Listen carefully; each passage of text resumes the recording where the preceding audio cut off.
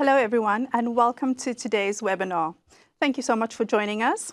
Today we will be discussing turning data into decisions, impact on udder health risks on dairy farm profitability. Just to introduce myself, I'm Zanna van Dijk, the editor of Dairy Global, and I will be hosting today. I would also like to introduce our two speakers. I would like to welcome Adrian Tavel, who is the Global Product Manager at CID Lines and Ecolab Company. Welcome, Adrian. Welcome. Also, we have Tom Greenham, who is the Director at Advanced Milking, which is a consultancy specializing in udder health and milking machine optimization. Welcome, Tom. Thanks, Anna. I would like to add that this webinar is hosted by Dairy Global in cooperation with CID Lines. And just a couple of questions before we get started. This is an interactive webinar, so please, if you, the audience at home, would like to ask a question, you may do so in the box underneath the presentation. We are aiming for about an hour today, and if you would like to watch this webinar again, please, you may do so on demand. Also note, the audience, for you who would like to watch the webinar with subtitles, they are available in German, French, Italian, and Spanish. If you go to the CC, the icon CC on the bottom right of your screen, you can do so. To get back to the topic, turning data into decisions and impacts of udder health risks on dairy farm profitability, I would like to go to our first speaker, Tom Greenham. Tom leads research and provides expert advice to dairy farms across the UK, Europe, and globally. So welcome, Tom, when you're ready with your presentation. Thank you very much for the introduction. And thank you very much, everyone, for logging in to listen today. I'm looking forward to some good discussion.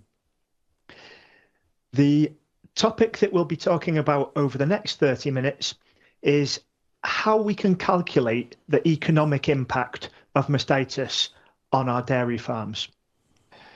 Next slide, please. So I guess the first question that we should ask is, why do we need to calculate these mastitis costs? And it's a little bit like that old cliche that we always use when we're talking about data. If we're not measuring something, then we aren't able to manage it. And that holds true with the economic impact of mastitis, just as it holds true with some of the other data that we assess.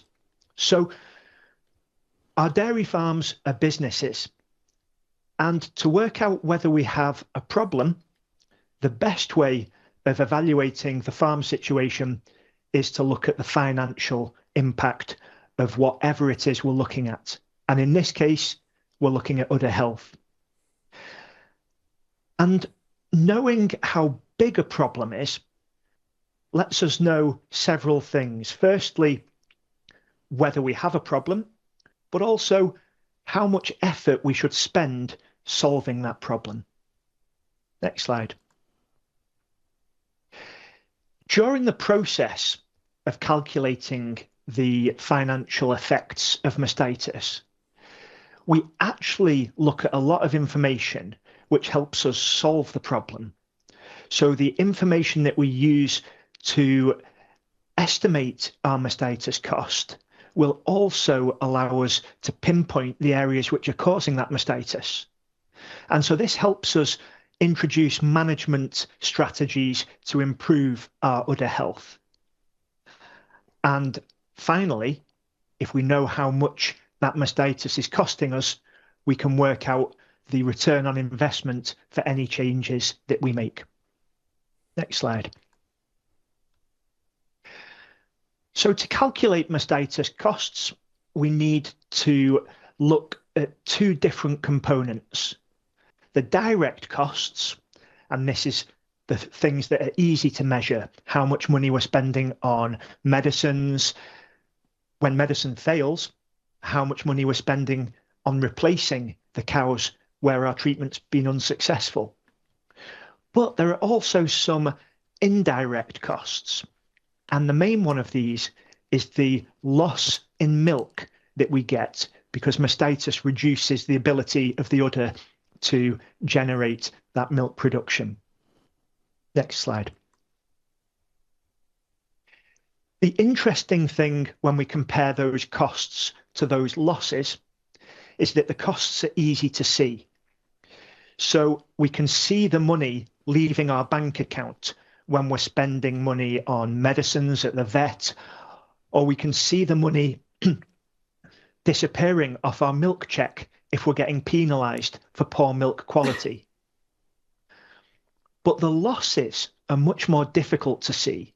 They're hidden under the surface because the economic impact of reduced yield is invisible. That's money that never arrives in our bank account. And the problem with that is that those losses are often a lot bigger than the costs that we can see. Next slide. So conventionally, we've used industry averages to try and estimate that lost production.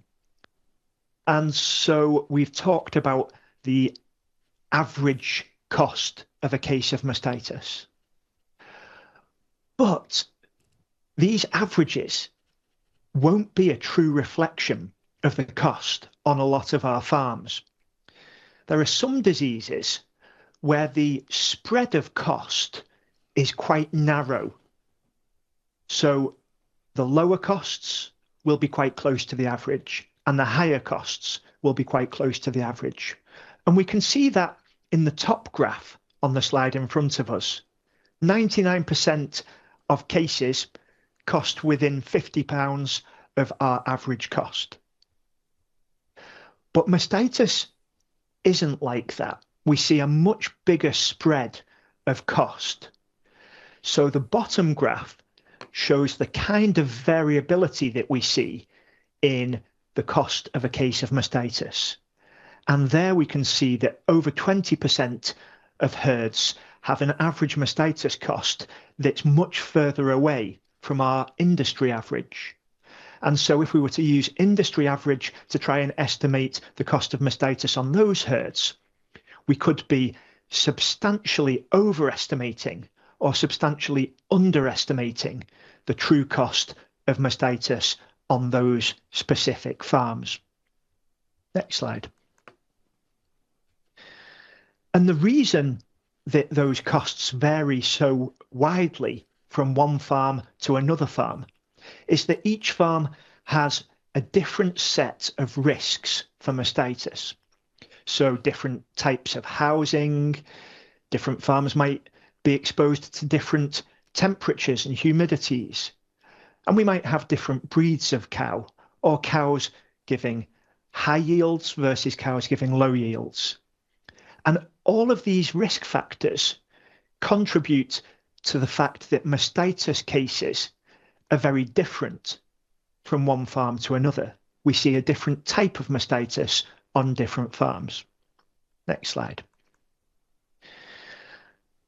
So different farms might have infections from different types of mastitis bacterium, or different farms might have more infections in the early lactation or more infections late lactation.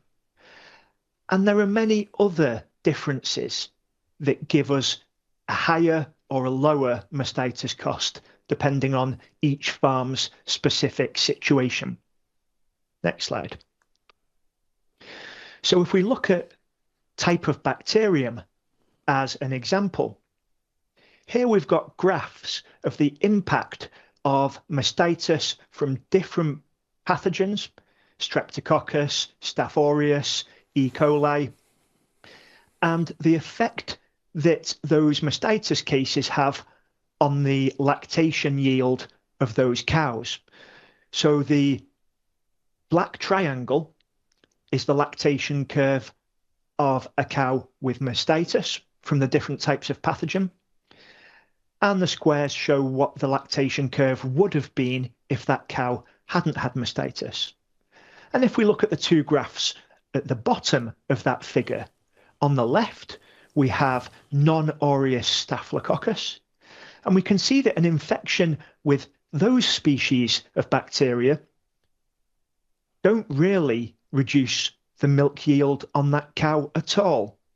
Whereas in the bottom right, we have an infection with E. coli, and we can see that there is a much bigger drop in milk yield following that infection. Next slide.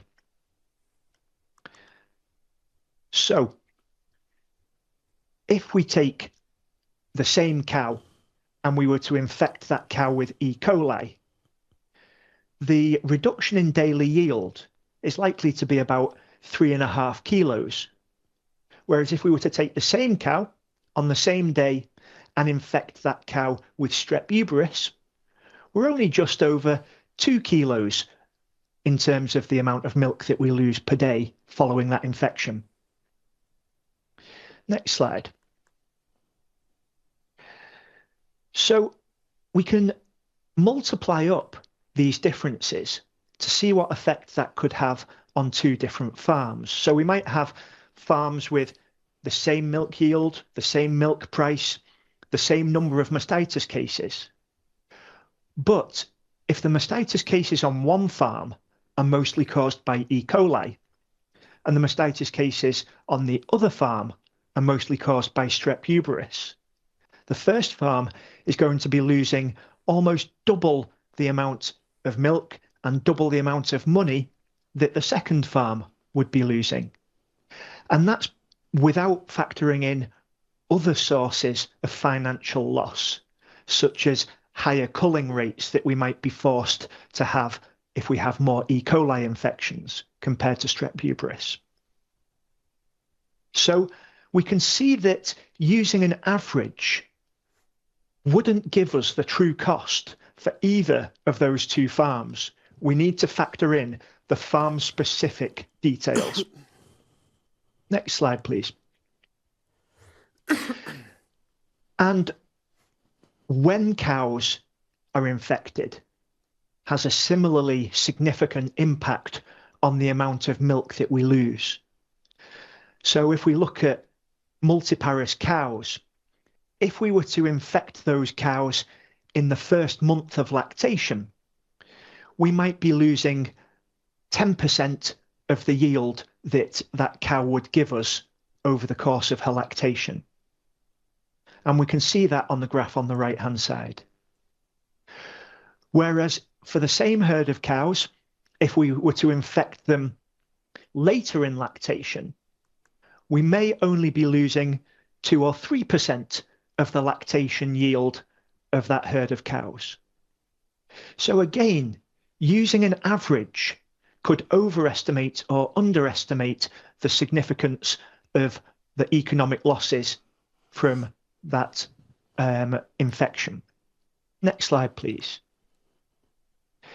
So again, we can use example farms to put this into a practical context.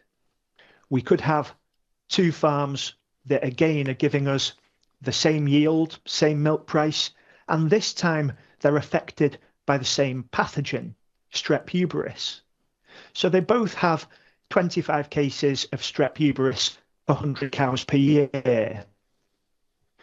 But farm A has those cases in early lactation, whereas farm B has those cases in late lactation. And the difference in terms of milk loss gives a financial impact almost €2,000 higher for the first farm compared to the second. So again, we need to look at the individual farm scenario to get an accurate estimate of how much mastitis is costing that herd. Next slide, please. So we've looked at some of the factors which allow us to be more accurate with our cost analysis. I guess the question is, do we need that level of accuracy? And there are two reasons why it's good to try and improve the accuracy of our costings. One is simple. Our farmers are all good businessmen and businesswomen. And so they will have a relatively accurate idea in their head how much a mastitis problem is costing them, because they'll be comparing their current situation to previous years where they didn't have a mastitis issue. So if we tell them that mastitis is costing them €50,000, but they know that actually from their own figures, they think it's only costing €20,000, they're going to lose trust and lose faith in our advice. And there's another reason why it's important to have accurate costings. And that is when we're trying to make improvements to udder health, we need to know whether those improvements are giving us a good return on investment. The graph on the slide shows some results from really interesting work where the research team looked at different management changes that were all aimed at reducing mastitis. And they evaluated how much money it was costing the farms to implement those mastitis changes. And they compared that to the amount of money that was being saved from the improvements in udder health by each of those management changes. And what we can see when we look at the graph is if the little dots are above that diagonal line, that means that we had a positive return on investment. The savings were greater than the cost of implementing the change. But we can see that a lot of those little dots are below that diagonal line. And that means that although they were saving money by reducing mastitis, the cost of implementing the change was greater than the money that was saved. So we need to be very careful when we are advising farms to make changes to try and reduce their mastitis, that we have a positive cost benefit from those changes. Next slide, please. So how do we go about estimating the cost benefit? How do we predict what the return on investment will be from a change that we might make in the future? Well, the maths is quite easy.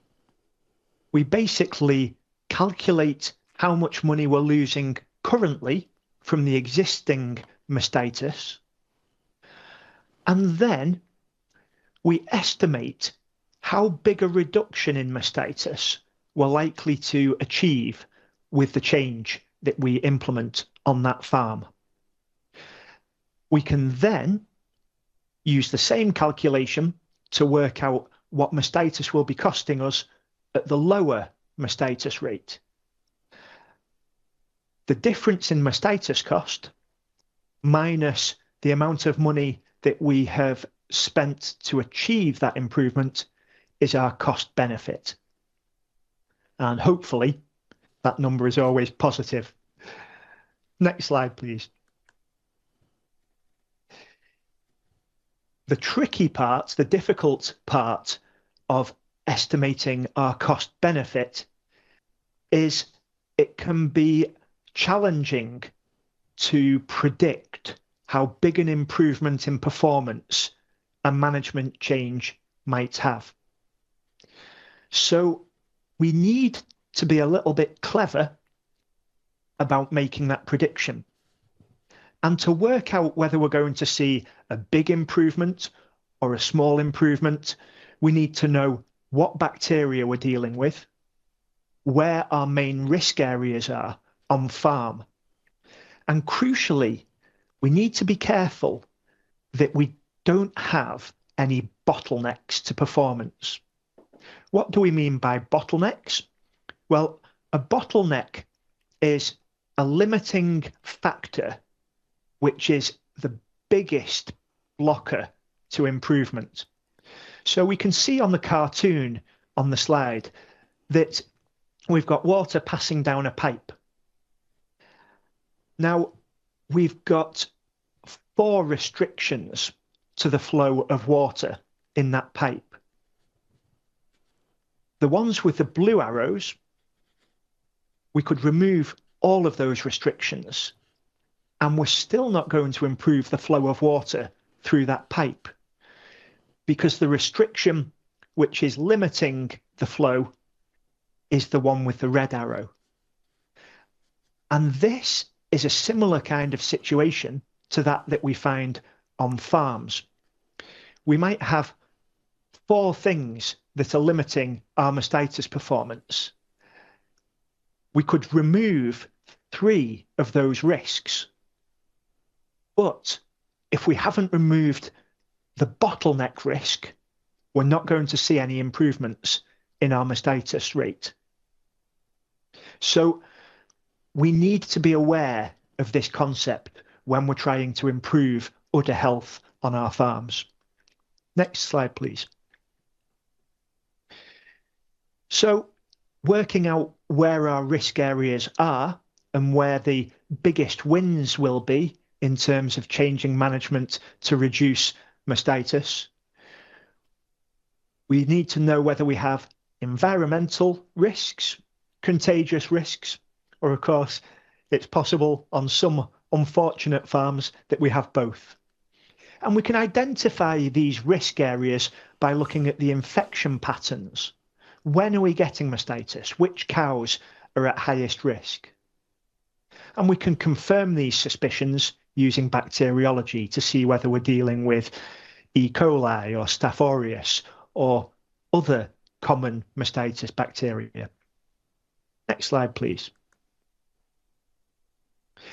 So an example of how we can use the data which is readily available on farm to identify our risk areas is cell count data. Here we have a graph which shows that this herd has a very high percentage of cows with chronic infections. And these infections happen all through the year. And this would be a very typical pattern for Staph aureus, a contagious bacteria that spreads from cow to cow. And so we could confirm this by taking some milk samples and seeing whether the bacteriology also finds Staph aureus. Next slide, please. And then to find out what's causing that farm to have such a problem with Staph aureus, we can look at the risk areas on the farm site. And typically we divide our risk assessments into 3. We have environmental challenges, so how clean the housing is or how clean the pasture is. And then how we manage that environmental challenge. So our pre-milking teat routine or use of barrier dips to prevent bacteria contaminating the teats during the period between milkings. But then we have our contagious challenges. So our milking hygiene, how good our post-milking teat disinfection routine is, and things like our culling strategies and our dry cow protocols. And finally, we have machine milking risks. So if our milking machine isn't optimized to give a gentle, healthy milking for our cow's teats, then that might increase both our environmental and our contagious infections. Next slide, please. So going back to our example herd, which has a Staph aureus problem, we might find risks in all 3 of those areas. We might find that the pre-milking disinfection routine isn't very good. We might find that we've got problems with contagious management. So in the case of this herd, they were using selective dry cow therapy, but they didn't have good data. And so they were choosing the wrong cows to have no antibiotic treatment. And also, in the milking routine, their post-milking protocols were very poor. So we weren't breaking that cycle of bacteria on the teat skin after each milking. And the milking machine had some problems as well. It was old, it hadn't recently been serviced, and there were no tools to try and reduce the spread of mastitis from one cow to the next inside the milking liners. Next slide, please. So we had to address the problem of high mastitis and high cell counts in this herd. And the first question that the milking team wanted to know is, should we be changing the dips? Should we change the pre-milking product? What about the post-milking product?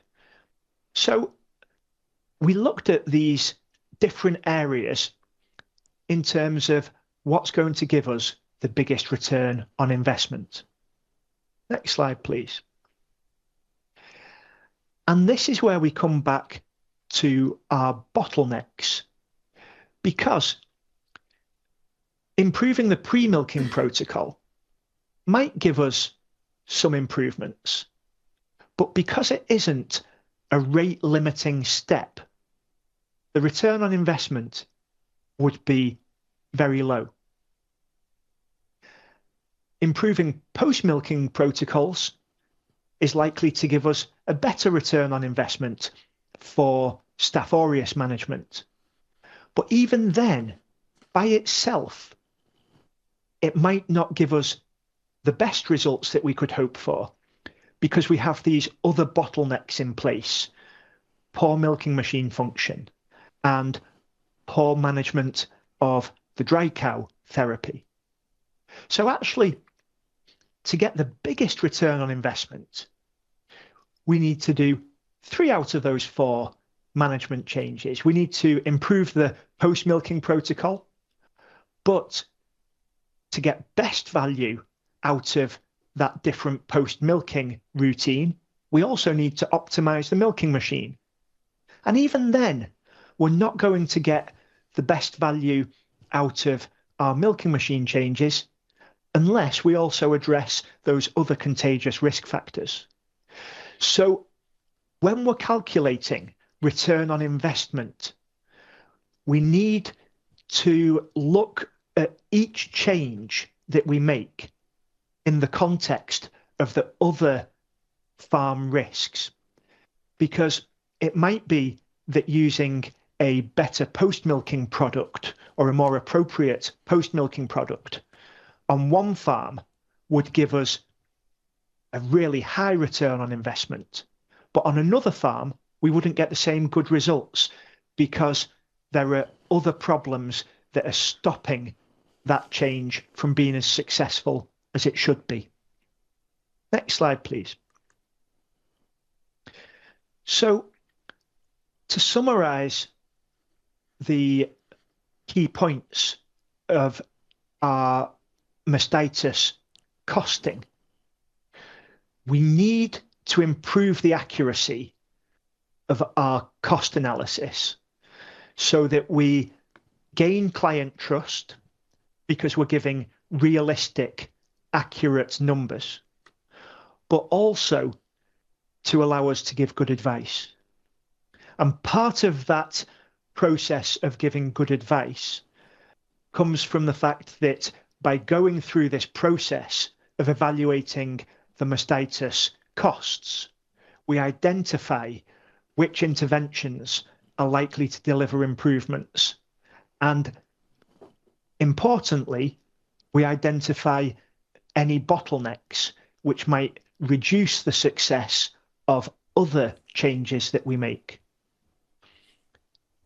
And finally, by going through this process of estimating the mastitis costs before changes and then predicting what the mastitis cost will be after we make those changes, we're able to generate cost benefit predictions by offsetting the likely improvement against the cost of achieving that improvement in udder health.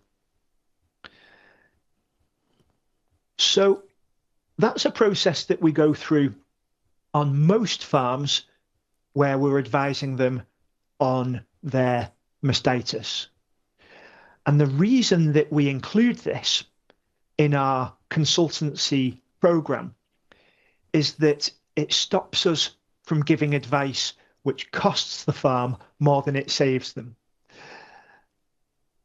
Of course, it can be quite a time-consuming process to evaluate the economic impact of mastitis, but there are certain tools which could allow us to make that process easier and quicker, and that way we can fine-tune our advice to make sure that we're making money for all of the dairy businesses that we work with. Thank you very much for listening. Thank you so much, Tom, for your presentation. I'd like to ask you a couple of questions. Tom, how important is pathogen identification in mastitis in cost loss evaluation? And what is the most precise identification method, in your opinion? Good question. So to answer the first part of that question, I think it's vital that we know what pathogen or pathogens we're dealing with, because if we have mastitis that's predominantly caused by E. coli on our farm, the economic impact could be almost 100% more than if we have mastitis which is predominantly caused by, say, strep uberis, or it could be 400 or 500% more than the cost of mastitis from non-aureus staphylococci. So that identification of pathogens changes how big a problem mastitis is financially for that herd. And obviously, because of that, it changes how much money we can afford to spend to improve the udder health on that farm. The second part of that question, I think, was asking what are the best ways of identifying mastitis pathogens on farm. And there are lots of different tools that we have available to us. The traditional approach would be to take milk samples directly from the cow and send them off to a laboratory for culture to grow the bacteria and see what bacteria grow from that milk sample. And that remains a very useful way of working out what bacteria we have on farm. We do need to be careful that we're sampling the right cows. So if we have a clinical mastitis problem, then we need to be sampling clinical cases. But if we have more of a high cell count problem, if most of our infections are from subclinical cases, then sampling the clinical mastitis quarters won't necessarily give us an answer as to what bacteria are causing our high cell count cows, because we might have separate species of bacteria causing each of those different problems. There are other tools that are available to us. So we also have on-farm culture, which is similar to the way that we diagnose mastitis bacteria in the lab, but a little quicker to get the results because we're performing those tests on farm. But there are some limitations to that approach. Firstly, in terms of how many different bacteria we can identify on those test plates, and also in terms of the accuracy and the quality control.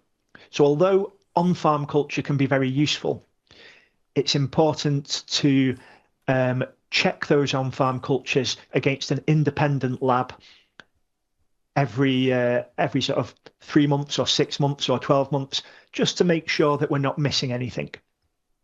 And then there are some more technical ways that we can identify bacteria, such as PCR testing or MALDI-TOF or various other molecular biology types of test.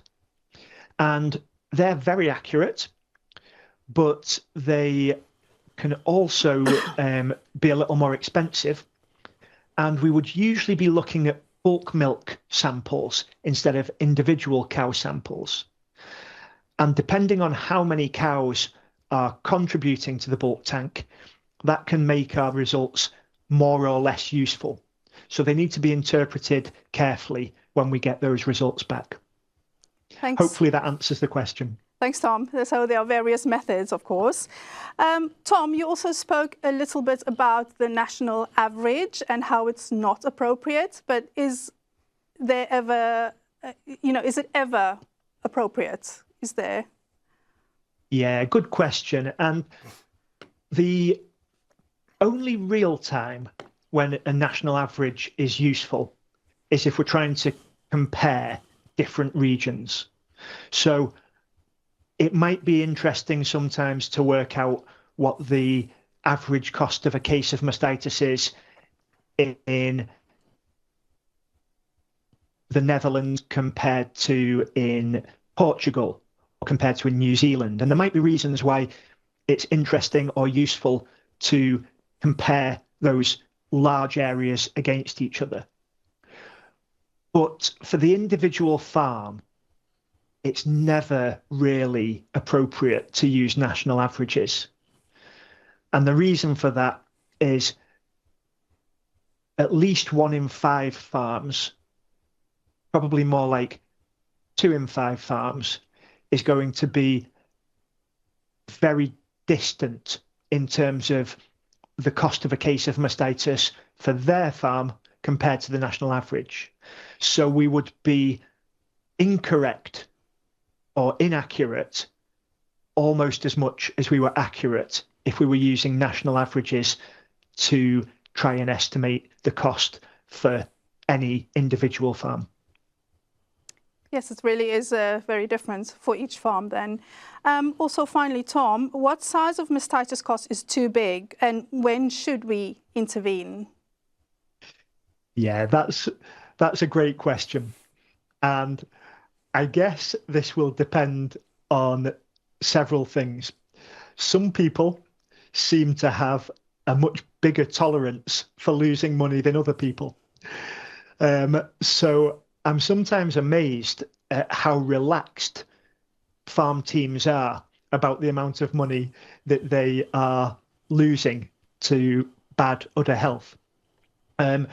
But the other thing that makes a big difference is the finances that we can't control.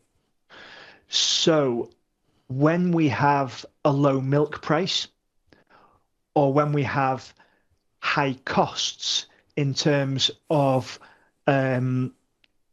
electricity or feed or water, this puts a lot more pressure on our margins. So our margin in terms of pence per litre or cents per litre will be much smaller. And then we can't tolerate the losses that we would see from mastitis. So it's actually more important to spend money on mastitis control when milk price is bad than when milk price is good, because that's a relatively easy way of maximizing our margins when those margins are small. To put a figure on when I tend to be worried about mastitis, if we are more than 1 cent per litre spend on mastitis, I think that's too much money.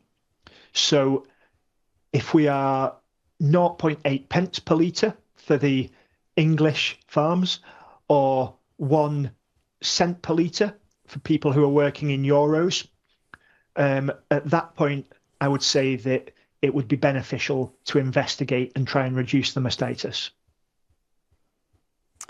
All right, thank you so much, Tom, for your insights and your presentation on calculating udder health economics. I would like to move to our second presenter of the day, And I would like to welcome Adrian Taval. Adrian is an expert in dairy hygiene practices with a strong focus on how targeted routines and products can address specific challenges in herd management. Adrian will be speaking and presenting on turning data into decisions. So welcome, Adrian. Welcome.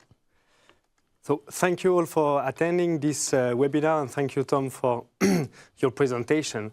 So you've shown how important an accurate costing is for giving good advice, but also for gaining trust, and also how how crucial a risk assessment is to implement effective solutions and identifying potential bottlenecks.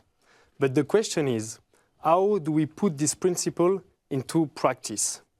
What I would like to share with you today is one practical example, but before diving into this real case, I would like to walk you through our methodology we are following for this.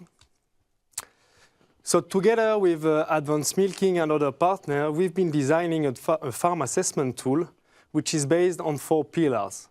First, from the data collected, we conduct a deep risk assessment, and the idea is to identify the main contamination pathway we have in the herd and the associated key risk areas. In parallel, we do an accurate estimation of the costs and losses associated with the mastitis. With these 2 points, the risk assessment and the cost and losses, we sit down with the farmer and we take decisions. And then we prioritize some of our recommendations. And then the next step, the 4th pillar, is to estimate in the first time the return on investment we can have with the implementation of these new practices. And after the implementation, a few months later, we go back to the farm to effectively measure what was the results. But let's see how it works with this real case. So to begin with, I will just briefly introduce you with this farm. So this is 170 milking cows producing 1,400,000 liters of milk, and part of the milk go for cheese production. There are 4 full-time workers in this farm. The building is an open deep straw bedding of 800 square meters, and the water comes from the supply network. The milking installation is a rotary with 24 seats, and we have 3 different milkers doing the milking. And at the same time, what we do is also setting the goals with the farmer. And in that farm, the first and main goal was to reduce clinical mastitis. The second one was to reduce the milk penalties, and the third one to simplify the milking procedure. But with the data collected, our first aim is to define where the contamination comes from, to define what is the epidemiologic model in that farm. So if you look at the mastitis number, this was huge. The figure you see, 120 mastitis, is the number of mastitis we had the last 6 months before the audit. The somatic sales counts were quite high, but below the penalties.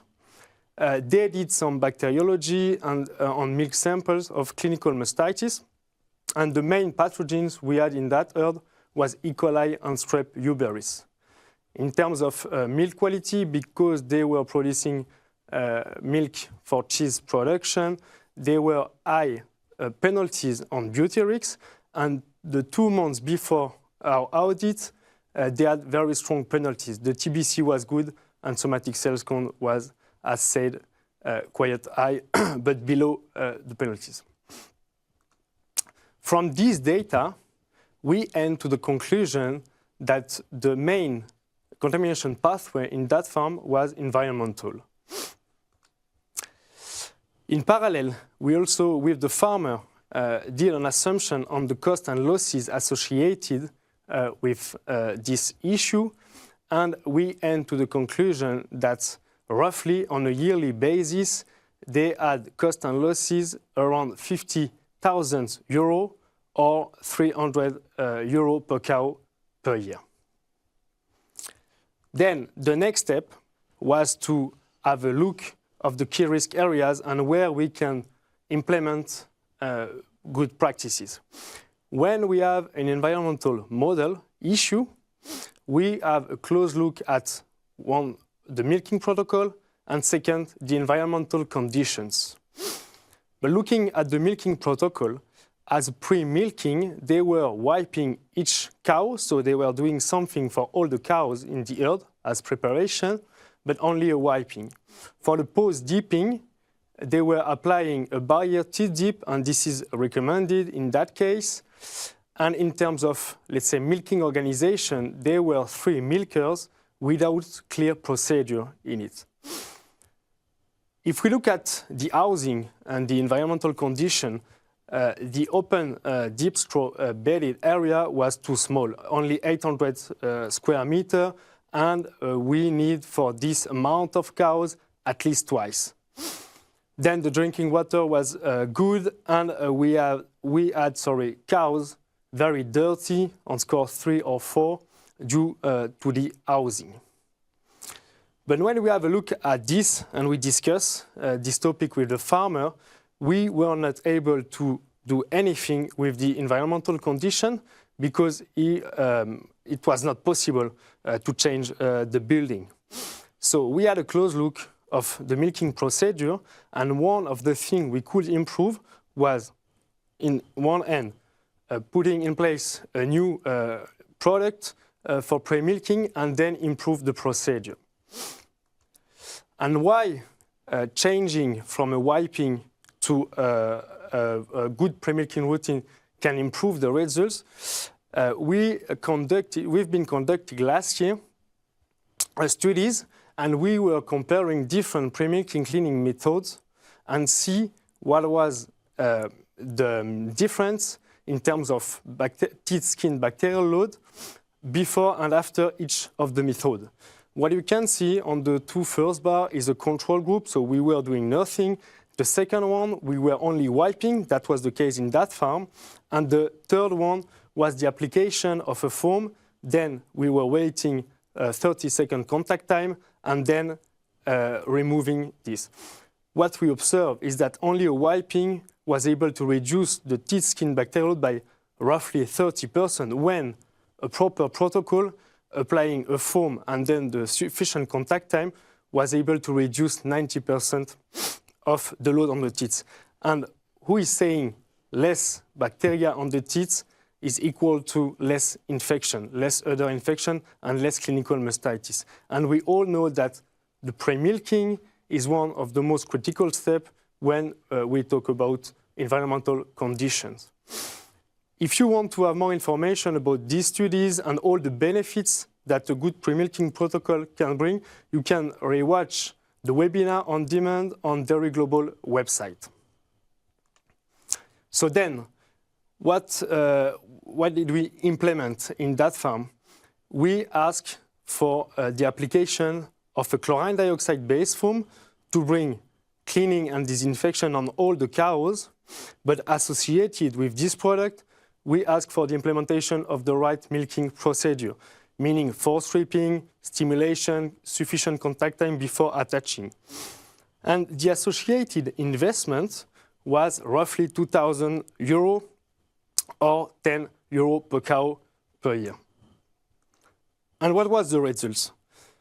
The clinical mastitis significantly decreased. So you have on the left side 6 months before the implementation, and on the right side 6 months after the implementation. We moved from 120 mastitis to less than 40 mastitis. We are still above the target, which is on a yearly basis 25% or on a monthly basis 2%, but we significantly decreased this amount of clinical mastitis. And that was one of the goals of the farmer. The somatic cells count in average remained the same, but in terms of milk quality, we were able to stop the penalties linked to the beauty risks, and they had very strong penalties due to this parameter. The TBC remained good. And what was the results in terms of cost and losses? So we moved from 50 kilo euro to only 16 kilo euro of cost and losses. So what was the cost benefit of this intervention? So we had a benefit of 34,000 euro, and the additional cost of implementing these new pre-milking practices was less than 2 kilo euro. So thanks to this approach, we followed each step, we gained farmer trust and satisfaction. And as an example, they were very happy to do a testimonial explaining what was the improvement they had with this new protocol. So as a summary, I will remind you all the steps we've been following by doing this approach. So first, we need to know. We need to collect the data to unlock deeper insights. With this data, we are able to identify the key risk areas, but also to quantify the cost and losses. And then we need to discuss this with the farmer, and this is the third point, decisions. We need to strategically prioritize the recommendation. And we are not able always to implement everything. In that case, we were not able to change the housing, for instance, but this is how it works. And one of the most important points is the last one. We need to demonstrate the value. To gain trust from the farmer, we need to track the progress and show what was the value of this implementation. I will just end my talk by saying that prevention is not an expense, but it's one of the highest and the quickest returns on investment you can make. Thank you very much for your attention. And if you want to know more about our solution, you can scan the QR code and visit our website, or you can contact us directly or your local representative. Thank you very much. So thank you so much, Adrian. Just you. to move to a couple of questions. You spoke about data. You know, data is really important. What about when data is missing? What do you do then? So most of the time, we don't have all the data available in a farm. But one key thing is to identify the main contamination pathway. Because with this information, you are able to target the let's say, effective intervention. So in most of the time, we are able to define this, but if we are not able, we can ask for additional data. And as Tom said, milk sampling, for instance, is a very good one to have, let's say, the view on the pathogen that is responsible for the infections. Adrian, you also spoke about prevention. Can we just touch on why hygiene routines are so important? Yeah. When we talk about hygiene, sometimes we think only product, but the product itself, without the proper routine, is nothing. And I will take the example of the pre-milking. If you apply a foam without the whole protocol and the whole routine, you won't get all the benefits that this routine can provide you. So always the routine, the application, and the consistency between the milkers is super important. All right. Also, in your example, you said the somatic cell count didn't decrease. Why wasn't it reduced? In that case, the main goal of the farmer was to reduce the clinical mastitis. So we had a strong focus on this parameter. But some of the bottlenecks, like Tom said, were not solved. For instance, the housing is too small, and it remains too small. So this is one point. And the other one is we were not able, in that case, to cover everything. And maybe, for instance, in that case, looking at maybe the dry-off protocol could be something that could also maybe improve this parameter. Okay, thank you. Also, Adrian, how do you explain that just changing the pre-milking routine created such results? Yeah. So last year, and for people asking this question, you can watch the webinar on demand. But last year, we've been conducting an independent studies about what is the impact, that was the chart during the presentation, what is the impact on the pre-milking protocol to reduce the bacterial load. And this is one very important thing.